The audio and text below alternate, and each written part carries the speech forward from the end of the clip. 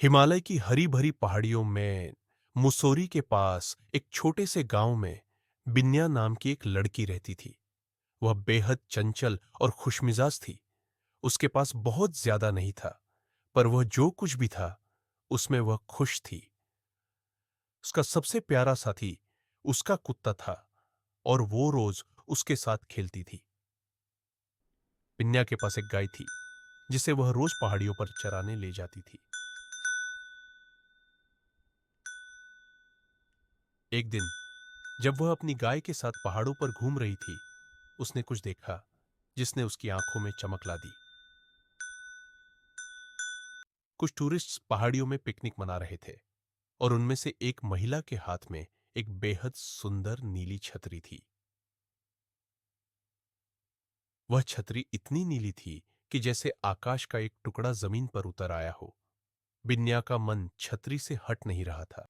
महिला ने देखा कि बिन्या छतरी को कितनी आश्चर्य से देख रही थी। उसने मुस्कुराते हुए पूछा, क्या तुम्हें यह छतरी पसंद है? बिन्या सिर हिला देती है। महिला हंसती है और छतरी को हवा में घुमा देती है, जिससे वह और भी सुंदर दिखने लगती है। बिन्या के पास एक तेंदुए का पंजा था जिसे वह अपने गले में लटकाए रहती थी। उसे लगता था कि यह उसके लिए भाग्यशाली है। उसने झिझकते हुए वह पेंडेंट निकालकर महिला की ओर बढ़ाया और कहा। क्या आप इस छतरी के बदले इसे लेंगी? महिला ने थोड़ी हैरानी से तेंदुए का पंजा देखा, फिर मुस्कुराते हुए कहा। ठीक है, ये सौदा मंजूर है। उसने बिन्या को छतरी दे दी और तेंदुए का पंजा रख लिया। बिन्या खुशी से फूली नहीं समाई। वह खुशी खुशी पहाड़ियों से उतर आई और उसके हाथों में सबसे सुंदर नीली छतरी थी जो उसने कभी देखी थी। गांव में हर कोई उसकी छतरी को देखते और बहुत खुश होते। वो मान ही मान छतरी की तारीफ करने लागे, लेकिन गांव का दुकानदार राम भरोसा उससे ईर्ष्या करने लगा। उसे वह छतरी इतनी अच्छी लगी कि वह उसे पाने के लिए लालायित हो उठा। उसकी दुकान में चाय और मिठाई मिलती थी और वह गांव में सबसे महत्वपूर्ण व्यक्ति बनना चाहता था। राम भरोसा ने बिन्या को बहलाने की कोशिश की।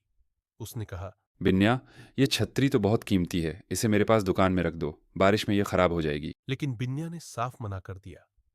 उसे अपनी छतरी प्यारी थी और वह उसे किसी के भी पास नहीं छोड़ सकती थी। राम भरोसा का लालच बढ़ता ही गया। एक रात उसने बिन्या की छतरी चुराने की योजना बनाई।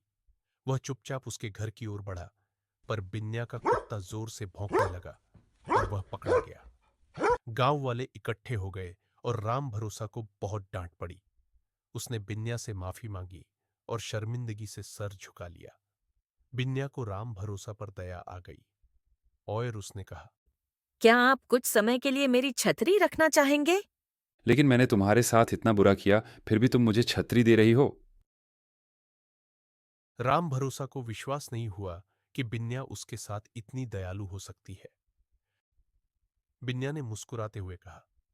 यह तो बस एक छतरी है।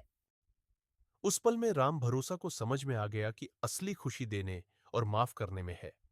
बिन्या ने उसे यह सिखाया कि इंसानियत की कीमत किसी भी वस्तु से ज्यादा होती है। और इस तरह बिन्या की नीली छतरी, जो एक समय ईर्ष्या और लालच का प्रतीक थी, अब दया और क्षमा की कहानी बन गई थी।